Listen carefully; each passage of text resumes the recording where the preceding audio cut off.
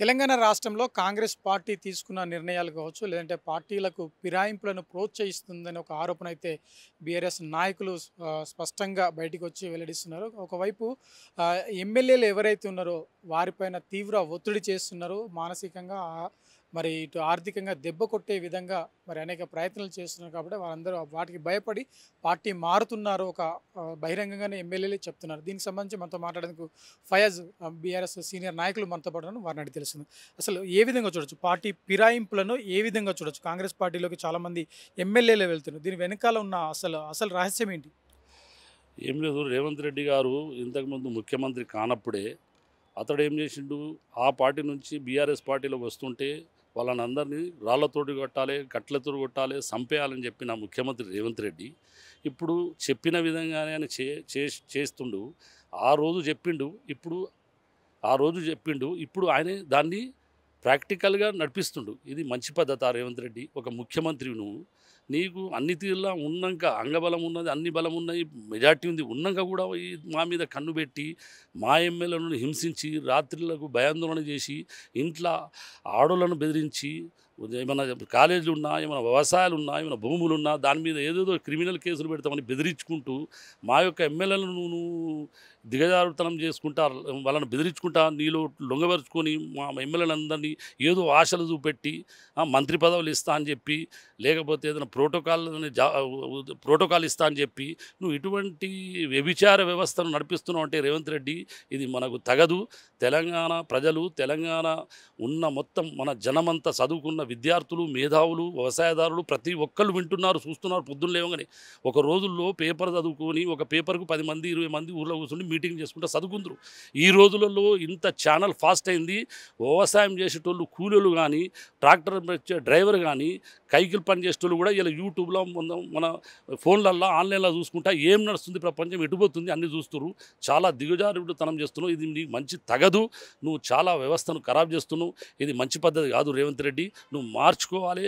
ఈ వ్యవస్థను ఇక్కడితోటి సమాప్తం చేయాలని నా యొక్క విన్నపం. ఇది మంచి పద్ధతి కాదని చెప్తున్నారు రేవంత్ రెడ్డి. తెలంగాణ రాష్ట్రంలో రివెంజ్ పాలిటిక్స్ కొనసాగుతుందంటారా? గతంలో కాంగ్రెస్ పార్టీకి సంబంధించిన ఎమ్మెల్యేలను బీఆర్ఎస్ నేతలు కలుపుకోవడం జరిగింది. పార్టీలో సీఎల్పీని పూర్తి స్థాయిలో విలీనం చేసుకున్నారు. ఇప్పుడు కూడా అదే వ్యవస్థను రేవంత్ రెడ్డి పాటిస్తున్నారని చెప్పి స్పష్టంగా అర్థమవుతుంది. చూడండి సార్, ఒకసారి తప్పు చేస్తారు. ఒకరు తప్పు చేసినప్పుడు తప్పును మనం సరిదిద్దుకోవాలి. కానీ తప్పును నువ్వు 200 తప్పులు చేస్తున్నావు అంటే ఇది చాలా మంచి పద్ధతి కాదు. ఇది ఎవరు కూడా దీన్ని ప్రోత్సహించరు. రెండోది, రేవంత్ రెడ్డికి ఏంటంటే రాజకీయ అనుభవం లేదు. ఎందుకు లేదంటే ఆయనే స్టార్టింగ్ నుంచి కూడా real estate broker, real estate పనులు చేసిండు. కానీ రాజకీయం అనుభవం మాత్రం జీరో. ఎందుకంటే తెలంగాణ ఉద్యమం అప్పటి నుంచి 86 నుంచి మేము కేసీఆర్ ఎంబడి తిరుగుతున్నాం కాబట్టి ఇప్పటి వరకు కూడా కంటిన్యూ అదే సార్తో ఉన్నాం కాబట్టి మన తెలంగాణ ఉద్యమం విజృంభించినప్పుడు, సకల జన సమ్మెలైనప్పుడు ఈయన ఏం చేసిండు, ఈయన చరిత్ర ఏంది, ఈయన ఏంది అందరికీ తెలుసు ప్రజలకు. ఆయన ఆ రోజులలో మేమందరం ఉద్యమాలు చేస్తుంటే ఈయన గన్నులు తుపాకులు పెట్టుకొని కరీంనగర్ పోయి మందిని బెదిరించిండు, తుపాకులతో అట్టుబడ్డాడు.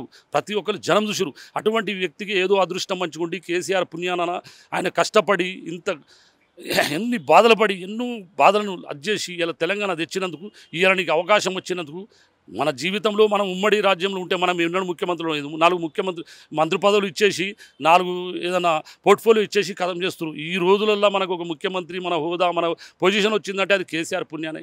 అటువంటి ఒక గాడ్ గిఫ్ట్, ఒక గాంధీ మహాత్ముడు. అటువంటి దాన్ని పెట్టుకొని ఇవాళ నువ్వు రేవంత్ రెడ్డి ఇటువంటి అరాచకాలు చేస్తున్నావు అంటే ఇది మంచిది కాదు సుమా. నువ్వు చాలా బాధపడవలసి వస్తుంది. రాను రోజుల్లో నువ్వు చాలా పెద్ద ఎత్తున వ్యతిరేకత వస్తుంది. నిన్ను చాలా లెక్కలో చాలా తీర్ల నిన్ను ప్రజలు నిలదీసి అడిగే రోజు దగ్గరలో ఉన్నాయని నేను హితవు వలుస్తున్నాను. అంటే ప్రత్యేకంగా తెలంగాణ రాష్ట్ర ప్రభుత్వం అంటే కాంగ్రెస్ పార్టీ ఇచ్చిన హామీలు నెరవేర్చడంలో ఉన్న ధ్యాస లేదు. కానీ పార్టీ ఫిరాయింపులకు, ఎమ్మెల్యేలను పార్టీలకు తీసుకునేందుకు మాత్రమే వాళ్ళు ఎక్కువ ఆలోచన చేస్తున్నారు, అటువైపే చూస్తున్నారు చెప్పి. సంక్షేమం పథకానికి సంబంధించి కావచ్చు, లేదంటే ఇచ్చిన హామీలు నెరవేర్చడంలో వాళ్ళకు ధ్యాస లేదు అని చెప్పేసి ఆరోపణలు. రేవంత్ రెడ్డి గారు, నువ్వు ఎన్ని హామీలు ఇచ్చినావు? 6 హామీలు నేను ఖచ్చితంగా చేస్తా అని చెప్పినావు. 6 నెలలు కాదు, ఒక్కటే గెలిచినాక డిసెంబర్ 1 నెలలోనే హామీలు చేస్తాను, నెరవేరుస్తాను. కేసీఆర్ గారు ముఖ్యమంత్రి అయినాడు ఏ హామీ అనలే, ఎవరు అడగలే.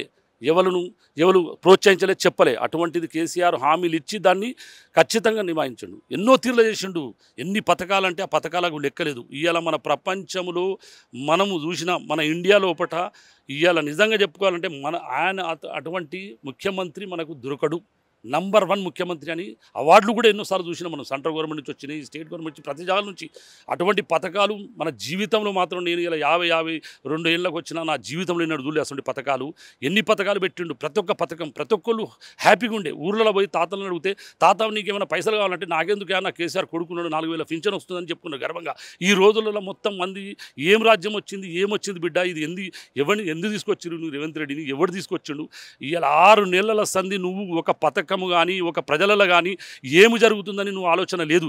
ఏమున్నా ఏ ఎమ్మెల్యేలను గుంజాలి, ఆ ఎమ్మెల్యేలను గుంజాలి, వాళ్ళు మంత్రి పదవి ఇవ్వాలి, ఈయనకు మంత్రి పదవులు ఇవ్వాలి, ఈయన భూమి కబ్జాలు కేసులు పెట్టాలి, ఆయనకి ఇటు బెదిరియాలి. ఈ బెదిరింపులు ఎత్తుకొట్టే నువ్వు నడిపిస్తున్నావు వ్యవస్థ. కానీ నువ్వు మాత్రం ప్రజల గురించి ఆలోచన ఒక నిమిషం కూడా చేస్తున్నావు అని ఖచ్చితంగా చెప్తున్నాను రేవంత్ రెడ్డి గారు.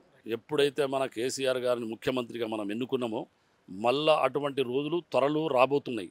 1 సంవత్సరం లోపట్నే మనకు కేసీఆర్ ఎక్కడున్నారు, మాకు మీరు ముఖ్యమంత్రి కావాలని ప్రజలు తిరుగుబాటు చేస్తారు. ఊరు నుంచి మొత్తం విప్లవం తయారవుతుంది. మొత్తం జనం తిరగబడతారు, వ్యవసాయదారులు తిరగబడతారు, ఆడపడుచులు అందరూ తిరగబడి ఎక్కడున్నా ఏ మూలకున్నా మళ్ళీ కేసీఆర్ను సీఎంను చేసేంతవరకు నిద్రపోరు. ఇది అందరికీ నేను హితవు పలుకుతున్నా. ఖచ్చితంగా ఇది జరిగేది ఉందని నేను న్యాయంగా చెప్తున్నా బ్రదర్స్. ఓకే, థ్యాంక్ యూ అన్న. మొత్తం మీద ప్రజా సంక్షేమకు సంబంధించి పూర్తి స్థాయిలో పాలన మరి కుంటుపడిపోయింది. కానీ పార్టీ ఫిరాయింపులు, ఎమ్మెల్యేలను పార్టీలో చేర్చుకునే విధానంపైనే దృష్టి పెట్టడం జరిగింది. ఇది రాబోయే రోజుల్లో ఖచ్చితంగా ప్రభావితం చూపుతుంది. పాలనా పరంగా కావచ్చు, రాష్ట్ర ప్రజల పరంగా కావచ్చు. ఖచ్చితంగా ఇది ఒక ఎదురు దెబ్బగా మనం చూడొచ్చు అని చెప్పేసి చెప్తున్నారు. మరొక వైపు రాబోయే రోజుల్లో ప్రజలు అంటే అధికార పార్టీకి వ్యతిరేకంగా మరి రోడ్ల మీదకి వచ్చి ధర్నాలు చేసేందుకు కూడా అవకాశం ఉండకపోదు, వారి నిరసనను తెలిపేందుకు కూడా అవకాశం ఉంది. కాబట్టి ఇప్పటికైనా ఒక రకంగా ప్రజాపాలన పైన అంటే ప్రజలకు సేవ చేయడం పైన దృష్టి సాధించాల్సిన అవసరం ఎంతైనా ఉందంటున్నారు. కెమెరామెన్ సుజీత్తో Mahender, public court news, Hyderabad.